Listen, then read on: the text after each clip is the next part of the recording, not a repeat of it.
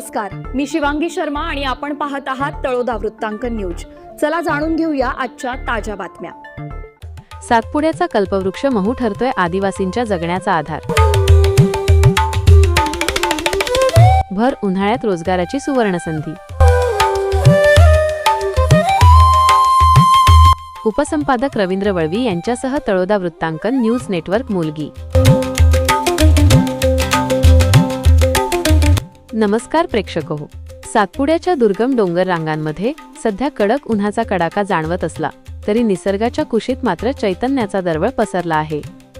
सातपुड्याचा कल्पवृक्ष म्हणून ओळखल्या जाणाऱ्या महूच्या मोह फुलांचा हंगाम सुरू झाला असून हा वृक्ष आदिवासी बांधवांसाठी खऱ्या अर्थाने संकटमोचक ठरत आहे। उन्हाळ्याच्या दिवसात शेतीची कामे कमी असताना महूच्या फुलांनी आदिवासी कुटुंबांना हक्काचा रोजगार उपलब्ध करून दिला आहे। चैत्र पौर्णिमेपासून महूची झाडे बहरण्यास सुरुवात झाली आहे। साधारण 15 ते 20 दिवस चालणाऱ्या या हंगामात पहाटेपासूनच आदिवासी बांधव आबालवृद्धांसह रानावनात दाखल होताना दिसत आहेत। जमिनीवर पडलेली महूची फुले वेचण्यासाठी कुटुंबातील सर्व सदस्य उन्हाची पर्वा न करता मग्न असतात। एका झाडापासून दिवसाला साधारण 12 ते 15 किलो फुले मिळत असून स्थानिक बाजारपेठेत व्यापाऱ्यांकडून 45 ते 50 रुपये प्रति किलो दराने ही फुले खरेदी केली जात आहेत। महूच्या फुलांकडे अनेकदा केवळ मद्य निर्मितीचे साधन म्हणून पाहिले जाते, परंतु हा गैरसमज मोडीत काढणारे अनेक औषधी गुणधर्म समोर आले आहेत। महूच्या फुलांमध्ये कॅल्शियम आणि जीवनसत्वांचा मोठा साठा असून गर्भवती व स्तनदा मातांसाठी हे एक उत्तम नैसर्गिक पोषक अन्न आहे। आरोग्यदायी भाकरी, उसळ आणि चटणी। महूच्या बियांपासून चिंचोडे काढलेले तेल स्वयंपाकासाठी अत्यंत उपयुक्त।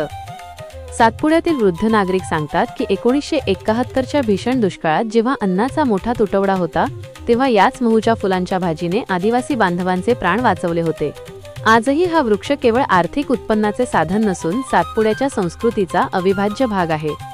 महूच्या फुलांपासून अनेक खाद्यपदार्थ बनवता येतात। जर या भागात महू प्रक्रिया उद्योग सुरू झाला तर आदिवासी बांधवांना केवळ कच्चा माल विकण्याची गरज पडणार नाही, त्यापासून मूल्यवर्धित उत्पादने तयार झाल्यास आदिवासींच्या उत्पन्नात मोठी वाढ होऊन त्यांचे जीवनमान उंचावेल, असे डीरा कविराज उमटी, तालुका अक्कलकुवा हे सांगतात। राज्य सरकारने महू फुलांवरील निर्बंध हटवल्याने आता आदिवासी बांधवांना मोकळा श्वास घेता येत आहे। सातपुड्यातील हा मौल्यवान वारसा जपण्यासाठी आणि त्याद्वारे आर्थिक क्रांती घडवण्यासाठी महूच्या वृक्षांचे संवर्धन करणे ही काळाची गरज आहे।